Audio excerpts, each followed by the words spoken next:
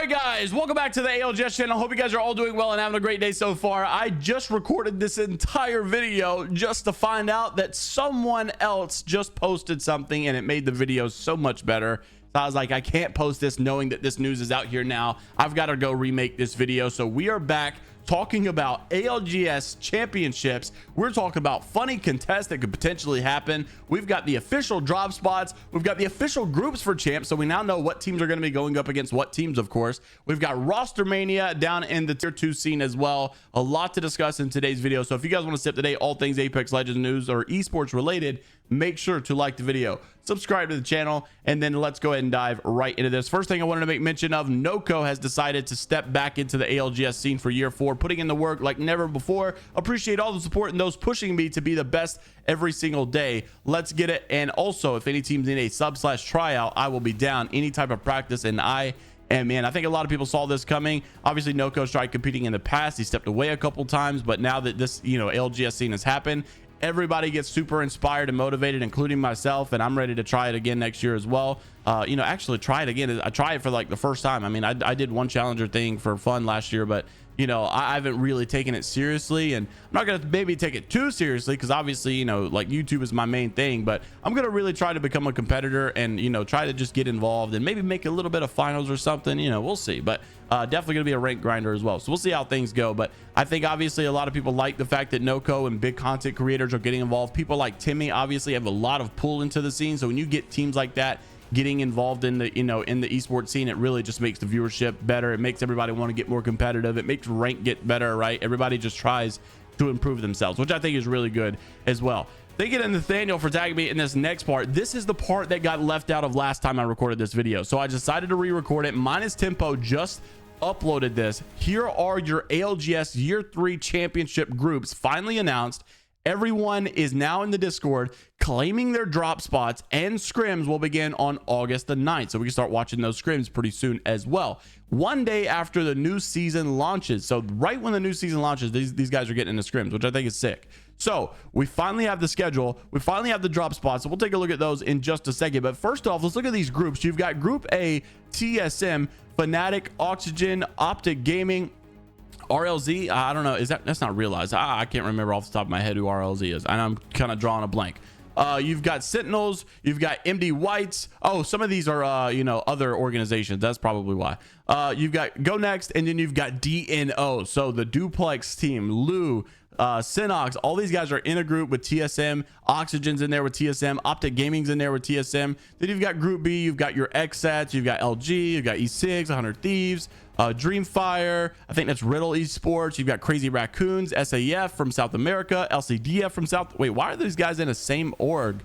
Or what? No, this kicked. So LCDF was coming from what, APAC North or APAC South or something. I just saw them recently. And then you've got Group C, Dark Zero, Alliance, FaZe, GO, which I can't remember. Oh yeah, that Atusan team, Pulverex. You've got Complexity, you've got E36, you've got Dojo in here with Group C. So FaZe, Alliance, Dark Zero, Dojo, Pulverex. So this is a good, I feel like this is a good group for them to be a part of. And honestly, I feel like Dojo does pretty well in this group overall, and Northception's in here as well.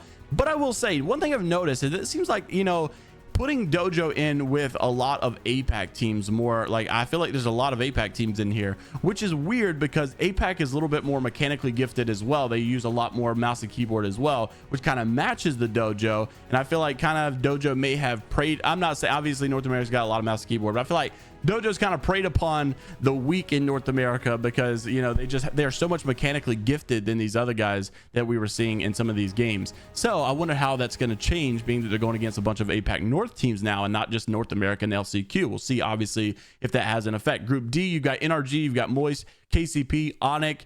Honestly, I really like the distribution of these teams, but I will say, if I'm being honest, NRG has definitely got the easiest group out of all of these. I'm not like trying to down Moist or KCP. Obviously, I think these guys are the heaviest hitters, but like just overall, I mean, I'm not really intimidated by a Group D as nearly as much as Group A, as Group B, or Group C. I feel like NRG really got blessed with that one as well. So those are the official groups that you can finally see now. We also have the schedule that we're looking at here. So obviously they have like kind of filled out an entire schedule sheet, and this is the first time I'm seeing this. So obviously I would assume there's not too much going on over here in the July month. Let's take a look at August. Finally, you can see international scrims will begin on Wednesday the 9th, and these are at 7 a.m. Pacific time, 10 a.m. Pacific time. I don't know why they've got 2 slots there. Anyhow, you've got a lot, like pretty much scrims being played every single weekday. Then you've got September. Here we go to champs. You're going to be starting it off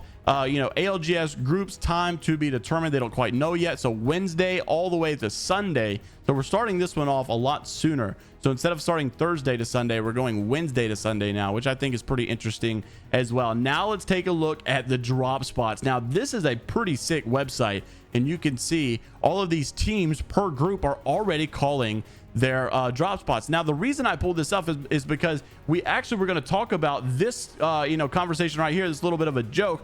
Timmy had basically posted that they had qualified for LCQ. How comes in? He's like, congrats boys. Timmy kind of egos and like, yo, I'll see you at the wall. Like they're gonna contest the wall at TSM, and then Imperial House is back to the LCQ you go. So I think it would be actually funny to see a team like Dojo try to take TSM off their spot, because I know TSM obviously has been landing at the wall for quite some time. They've got a lot of experience there. I would probably call them one of the best drop teams over there at the wall. Like I just don't know many teams. I remember one time at champs or split one playoffs or something, we had 2 teams I think contesting Imperial House or at TSM at one point, and there was a third party or something, and they handled both teams. They killed all 6 players. So it's just insane how good these guys are together, and also at that POI as well. I will say Dojo's a team that I could definitely see maybe giving a little bit of an upset sometimes over there at that contest, just because they're so mechanically gifted. But now let's take a look at these official drop spots. Obviously those were, I'm assuming, jokes, but now we can take a look at these official drop spots. So if we take a look at Group A versus Group B, you go back and you realize that is going to be TSM. You've got Oxygen, Optic Gaming, all those guys as well. So Group A, Group B, so another obviously group involved in that, Xset, 100 Thieves, Riddle.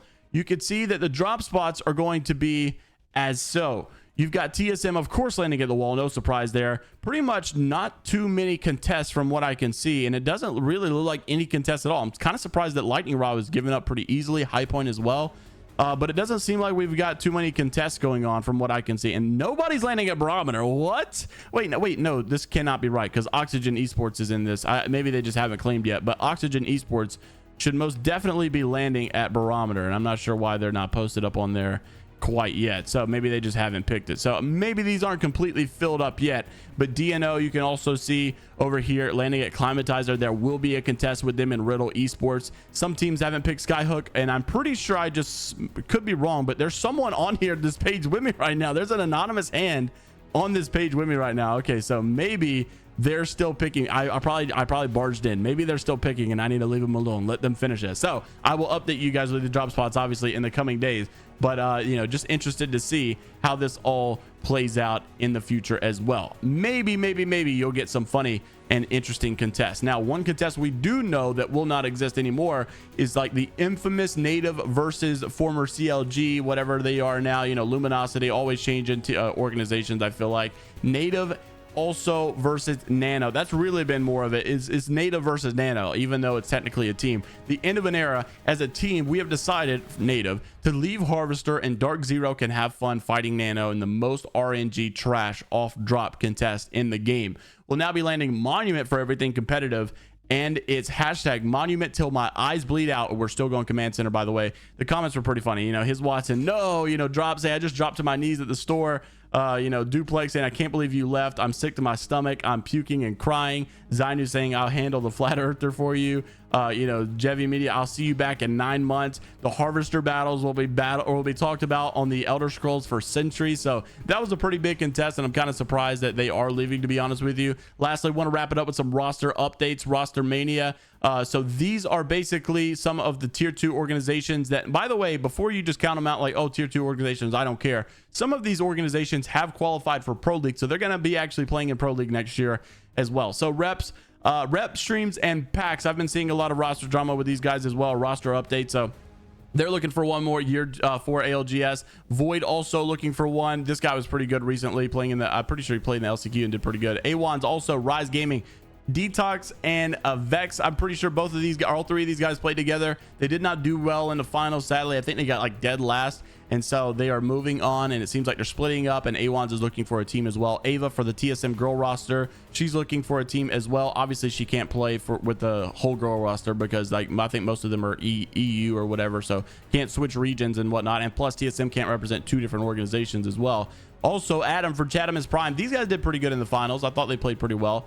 Seems like his brother, sadly, I think it's pretty cool. He's like teaming with his brother. He's going to be stepping down to focus on school, so they're looking for a new teammate as well. And then lastly, Mercy Only. This guy was actually at the LCQ, I'm sorry, the championship for year 2 and did pretty good, and then also won a game, I believe, as well at the event. So was not, and he was playing for E8. Obviously E8 now, Zach Mazer, Naughty, and Chaotic, but you know, beforehand it was Mercy's team, and so Mercy is looking for a team with Flux as well. Now lastly, I also want to show these Pro League qualifier teams. We actually have teams that we now know will be in the Pro League next year, and there will be some more. They've got some teams that's got to go through the Pro League qualifier as well. So any team that you see in name, I'm pretty sure has already made it, and then anybody that placed under 20th, I'm pretty sure has got to go through the Pro League qualifier again. So for North America, like Meat Lover, Stability, Stallion, Secret Formula, which is that underdog team, Flat, Native Gaming, all those guys you'll see back in year 4 ALGS, of course. And then you know, other regions have it as well. Upper Moon, Danish Voltage outplayed Blue Whites. I'm not surprised by Blue Whites. These guys were pretty insane, like pretty much all LCQ as well. Maestro Gaming, also these guys will be playing in the Pro League next year. And now I'm pretty sure there will be some more. Obviously, if you place it down here in the, you know, the lower end of this, you got to go through a Pro League qualifier. So there will be some more teams that will come out and make it. You just got to basically go through that first. So we'll see all of that pretty soon and see how it all fares through. But I'm interested to see what you guys have to say down in the comment section below about the upcoming contest, the drop spots, the groups that you've now seen. Now that you can see the groups, you know, which group do you feel like is most dominant? Which one you feel like is easy? I feel like Group D. There's no doubt in my mind that Group D is the easiest group here. But interested to see if you guys agree. I'll see you guys all in the next one. Take care of yourselves, of course. Make sure to like the video, subscribe to the channel if you guys want to stay up to date all things Apex Legends esports related. This is the second time recording this video, and my stomach is killing me. And I'll see you guys in the next one. Later, Gators.